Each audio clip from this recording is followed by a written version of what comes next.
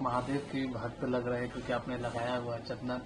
और आज blood bank को और डायलिसिस सेंटर को लेकर भी खबर ये है कि आप ओपनिंग कर रहे हैं। अब चूंकि सावन का आज अंतिम सोमवार है और हमेशा समाज के प्रति हम लोग को सोचते रहना चाहिए, और आज महादेव का दिन है, इससे अच्छा कोई दिन क्या हो सकता है। तो आज हमने ज़रूरतमंद लोगों के लिए डायलिसिस सेंटर की स्थापना कर रहे हैं, ताकि वहाँ पे बढ़िया क्वालिटी का डायलिसिस मशीन, जर्मनी से मशीनों को इंपोर्ट कराए हैं लोग, और उनको वहाँ पे लगा देंगे। क्योंकि किसी की किडनी अगर फेल हो जाती है तो हफ्ते में उसको 3 बार डायलिसिस करना होता है।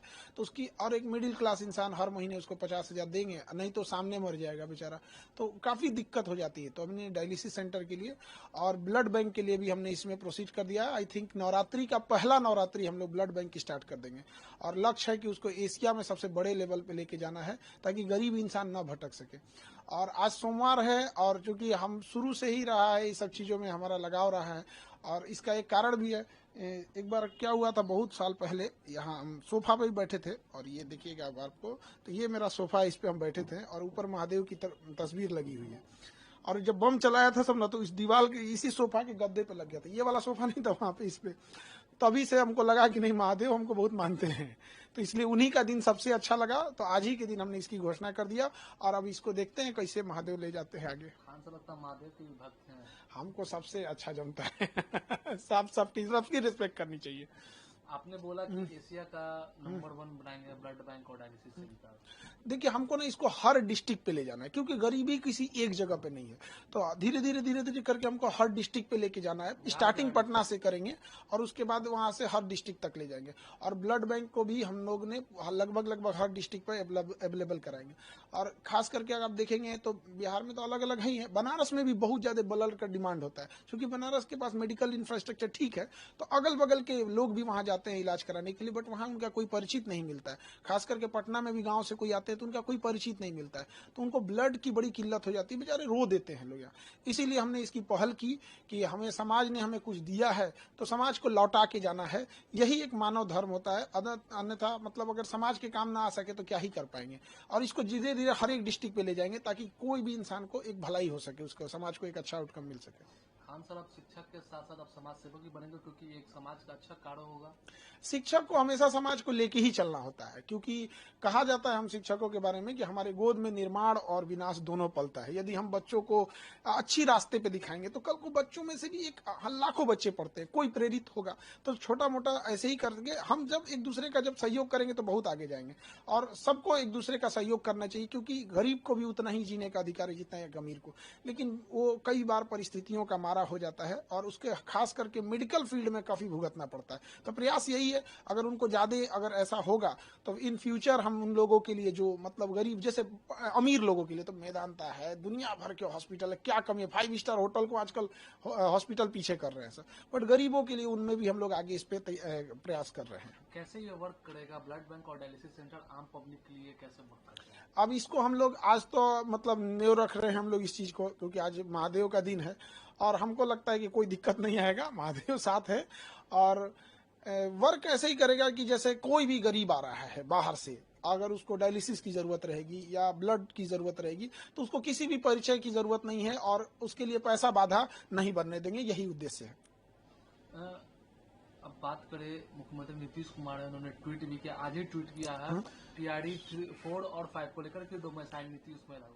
खान सर का क्या है उसका? देखिए, डोमिसाइल नीति लागू कर देंगे ये, और इसमें एक और चीज उन्हें करना चाहिए था सप्लीमेंट्री रिजल्ट के लिए। तो एक होता है कि बच्चों को एक उम्मीद भी थी कि मुख्यमंत्री हस्तक्षेप किए तो सप्लीमेंट्री रिजल्ट भी दे देंगे, क्योंकि बहुत सारे बच्चों का लास्ट अटेम्प्ट है, और थोड़ा बहुत मान के चलिए वैकेंसी ही है, डेट ऑफ बर्थ की वजह से अगर किसी को छांट रहे हैं तो उसको ले लेते ना चाहिए। और डोमिसाइल, अब अधिकारियों को क्या हो गया है, 6 महीना ये लोग ने ठंडी, बरसात, गर्मी, मारा लाठी पुलिस से, गर्दनी बाग में 8-8 महीना से बच्चे पड़े थे सब, और आखिर उन्होंने मान ही लिया। तो बस यही कहते हैं कि अधिकारी लोग को क्या हो गया। आप किसी चीज को मानते हैं 8 महीना, इससे क्या होती है, एक धारणा बन जाती है कि आप जानबूझ के खराब कर रहे थे। दूसरा कि कई बार ऐसी भी मुद्दे आएंगे जो शायद आपके बस का नहीं था, लेकिन आपने एक जो रूल सेट कर दिया कि भैया 8 महीना 9 महीना बाद आप मान ही जाते हैं यहाँ पे। तो ये सोचना चाहिए कि आपका ये हर एक डिसीजन आगे के लिए हो। लेकिन हाँ, ये बच्चों के लिए है, क्योंकि बच्चे जो कई समय से संघर्ष कर रहे थे, उनका ये बच्चों की जीत है। ये चुनावी साल है, तो इसलिए नीतीश जी ने भी या है हाँ, तो जो भी अब इसमें सप्लीमेंट्री भी दे देते तो बड़ा दिल से धन्यवाद करते, क्योंकि बड़ा रोते हैं सब बच्चे आके। अब बताइए 25-30 हजार की नौकरी के लिए कोई बड़े घर का बच्चा तो आएगा नहीं। तो ये सभी चीजें हैं, थोड़ा इसमें ज्यादा और सीरियस सोचना चाहिए। एसएससी का प्रोटेस्ट भी जिस तरीके से जो हुआ दिल्ली में, उसको लेकर एसएससी में नकारे लोग बैठ गए हैं, जिनको मतलब कोई काम धाम नहीं बचा हुआ है, जिसे पता ही नहीं है कि क्वेश्चन कैसे आता है, लैपटॉप में लेके रिजल्ट बैठा है। पुलिस का बर्ताव भी बहुत गलत था। हमारे एक शिक्षक को एक अमानवीय भाषा बोली गई पुलिस के द्वारा। पुलिस भी ना भूले कि हम लोग भी पढ़ा रहे हैं बच्चों को, और हम अपने लिए नहीं लड़ रहे हैं।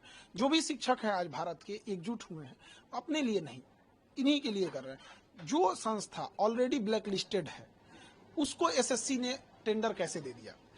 मध्य प्रदेश में एडीक्यूटी को ब्लैक लिस्टेड श्रेणी में रखा जा रहा है। अब वो एडीक्यूटी यूपी और बिहार में एंट्री मारने के लिए सोच रही है, तो उसे यहां भी रोकना चाहिए और उस पर दोबारा विचार करना चाहिए कि बच्चों के भविष्य के साथ ना खेले।